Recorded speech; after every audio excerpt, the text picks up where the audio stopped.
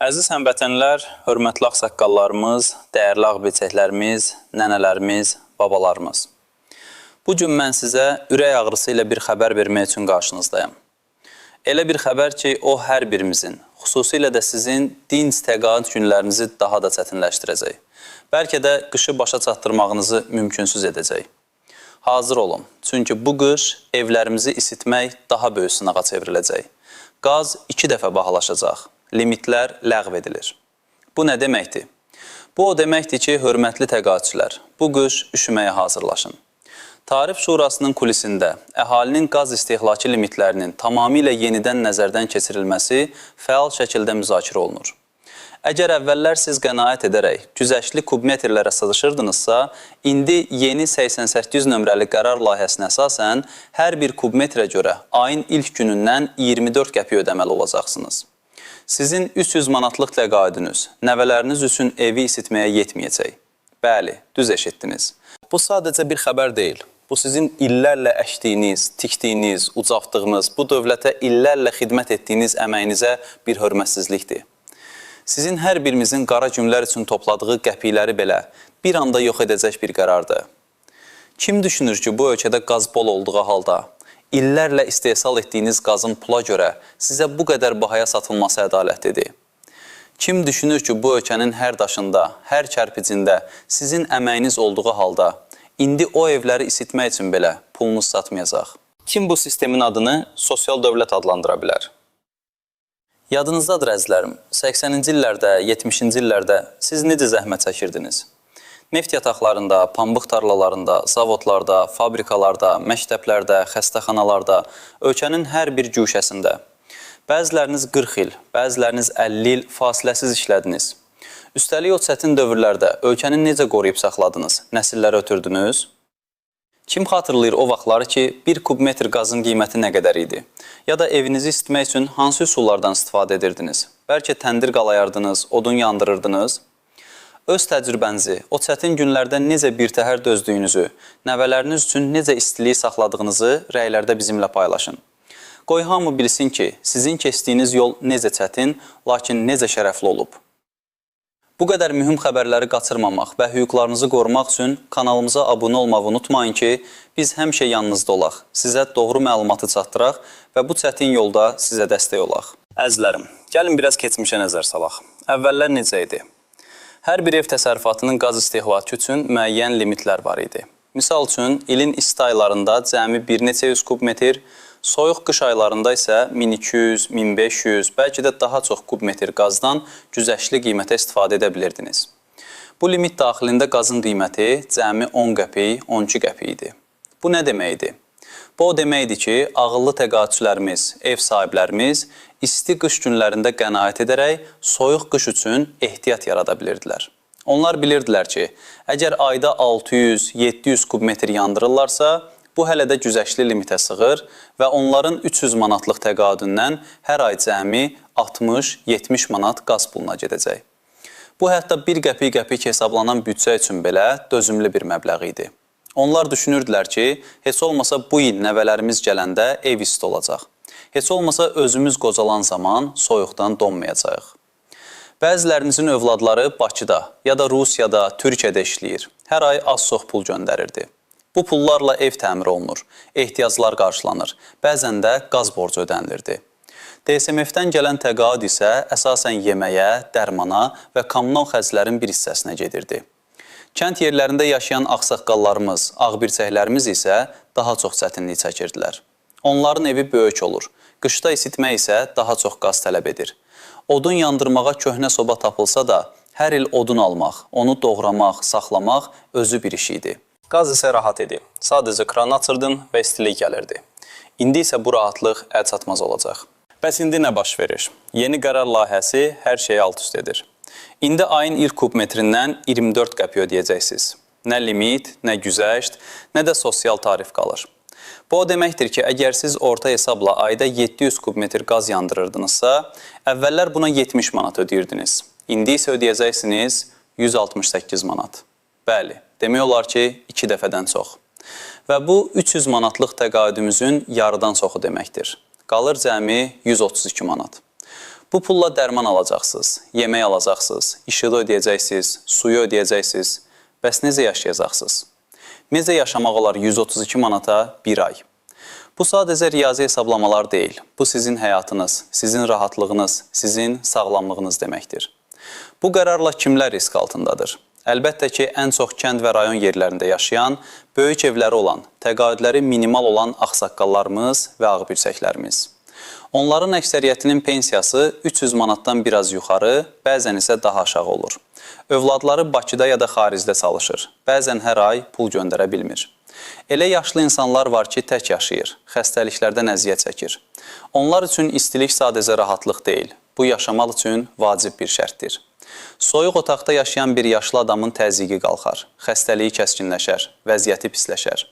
Bu sadəcə qaz haqqı deyil, bu insanların sağlamlığına, hətta həyatına birbaşa təsir edən bir qərardır. Kimlərsə deyə bilər ki, bəs imkanlı təqaüdçülər də var, onlara nə olacaq?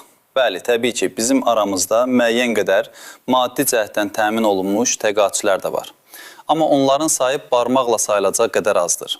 Biz əksəriyyətdən danışırıq, minlərlə, 10 minlərlə, 100 minlərlə qəpik-qəpik hesablayan yaşlı insanımızdan.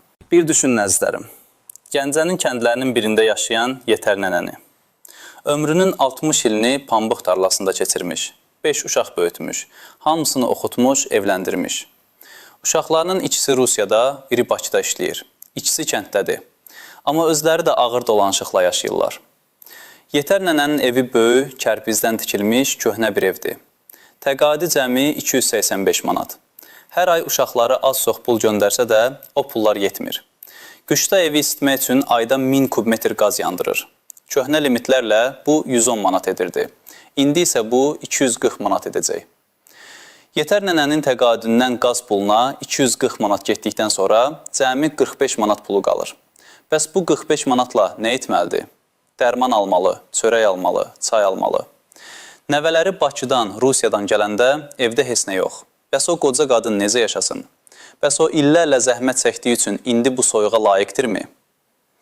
Ya da Bakıda yaşayan 70 yaşlı Əli dayını düşünək. 42 il tikinti sahəsində fəhlə işləmiş. Bu şəhərin bir çox binalarının tikintisində iştirak etmişdi. Təqaüdü 330 manatdır. Həyat yoldaşı xəstədir, davamlı dərmanlar içir. Övladları var, amma özləri də kirayədə yaşayırlar. Onlara kömək edə bilmirlər. Əli dayı həmişə qənaət edirdi. Qışda evini ilıq saxlayırdı. Amma çox da yandırmırdı ki, limitdən çıxmasın. İndi isə limit yoxdur. Əli dayı deyir ki, bu qış nəvələrim gəlsə, onlara nə deyəcəm? Ev soyuq olacaq, donacaqlar. Mən mi donum, nəvələrimi mi dondurum? Bu yaşda artıq odun doğramağa gücüm yoxdur. Kömür yandırmağa isə evdə yeri yoxdur. Baxın, bu sadəcə 2 misaldır, amma belə insanlar 10 minlərlədir. Dövlət Sosial Müdafiə Fondu, DSMF, bizim pensiyalarımızı təyin edir. Lakin pensiyaların məbləği əksər hallarda yaşamaq üçün yetərli deyil. Bələdiyyələr, icra hakimiyyətləri isə gündəlik məişət məsələlərini, torpaq məsələlərini həll etməyə çalışır. Lakin qlobal miqyaslı belə bir problem, qaz tariflərinin müəyyənləşdirilməsi onların səlahiyyətində deyil.